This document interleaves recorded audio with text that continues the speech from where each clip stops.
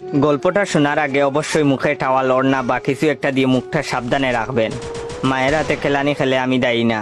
বল্টু হ উচ্চারণ করতে পারে না, হকে গো বলে ফেলে।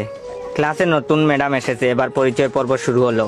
ম্যাডাম বলল, হাই ছাত্রছাত্রীরা, আমি পাখি, এবার তোমাদের পরিচয় দাও দেখি। হাই আমি মন্টু, হাই আমি সেন্টু, এভাবে যে যার মতো পরিচয় দিল। এবার বল্টুর পালা। বল্টু বলল, গাই আমি বল্টু। ম্যাডাম বললেন, কি বললে হারামি? বল্টু বলল, গাই বললাম, আপনি আমাকে গাই বলেছেন, আমিও আপনাকে গাই বললাম। ম্যাডাম বললেন, কি তোর সাহস কি করে হলো আমাকে গাই বলতে? কে তোকে এসব বলতে বলেছে, বল আমাকে। বল্টু বলল, প্রধান শিক্ষক, তিনি বলেছেন ম্যাডাম এসে সবাইকে গাই বলবে, তোমরাও ম্যাডামকে গাই বলবে। বল্টুর কথা শুনে ম্যাডাম কাঁদা শুরু করলো।